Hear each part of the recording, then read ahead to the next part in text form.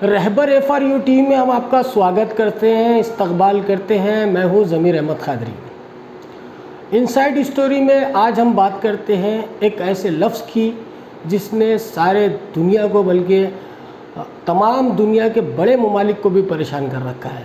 ख़ास तौर पर इंडिया में ये लफ्ज़ जब लोग सुनते हैं तो उनका BP हाई हो जाता है, बच्चों को टेंशन आ जाता है, कारोबारियों को कि नसें तेज़ी से दौड़ने लगती है, खून का दौरान बढ़ जाता है।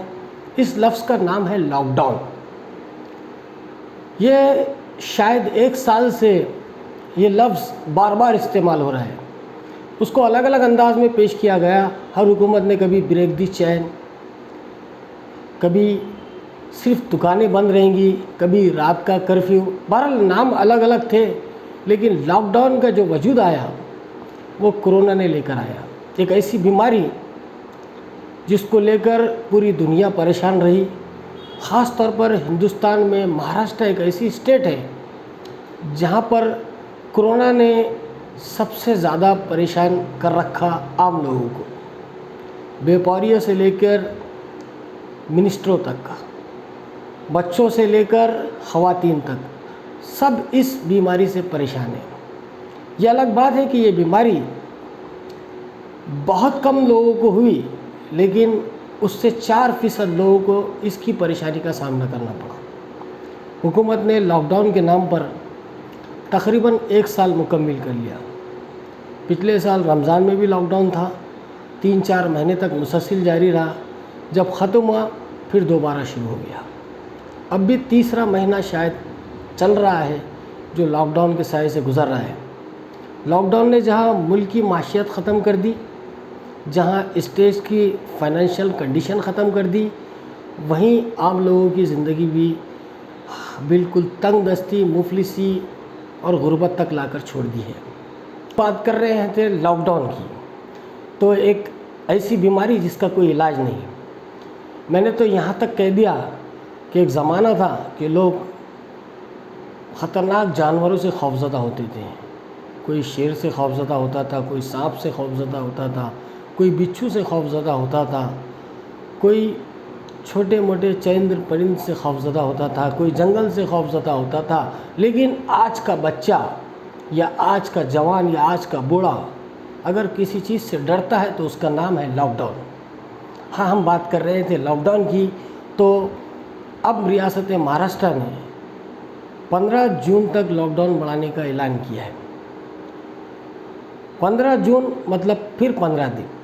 अब 15 दिनों में वज़ीर आला उद्धव ठाकरे साहब और वज़ीर सेहत राजेश टोपे ने कल मुश्तरका बयान जारी किया था कि अभी मरीज़ों की तादाद उतनी कम नहीं हुई है जितनी होना चाहिए, इसलिए 15 दिनों का इसमें इजाफ़ा ज़रूरी है। महाराष्ट्र में 14 ज़िले ऐसे हैं जहां पर मरीज़ों की तादाद में आज भी इजाफ़ा हो रहा है, कमी नहीं आ रही है। इन इलाक़ों में अगर लॉकडाउन रहता है तो मैं समझता हूँ ये मुनासिब बात होगी, लेकिन जहाँ पर पेशेंट कम हो गए हैं वहाँ पर लॉकडाउन ख़त्म होना चाहिए, या फिर एक आहिस्ता आहिस्ता ख़त्म होने की तरफ उसका कदम बढ़ाना चाहिए। लेकिन इस बात का फ़ैसला रियासत के वज़ीर आला 1 तारीख को करेंगे। उसमें नई गाइडलाइंस दी जाएगी कि किस तरह लॉकडाउन अनलॉक में तब्दील होगा। अब देखने वाली बात है कि 1 तारीख को हुकूमत क्या फ़ैसला करती है। लेकिन हुकूमत ने आज ये फ़ैसला ज़रूर कर दिया है कि 15 जून तक लॉकडाउन जारी रहेगा, लेकिन इसमें कुछ तब्दीलियाँ होगी।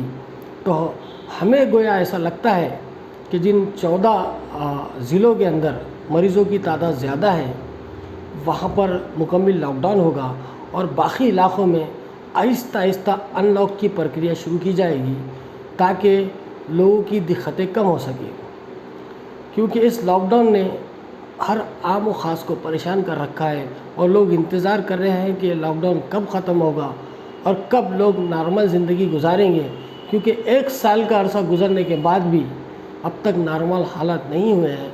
ना तो कारोबार ठीक हो पाए हैं लोगों के, ना ही लोग पूरी तरह इस बीमारी से दूर हो पाए हैं।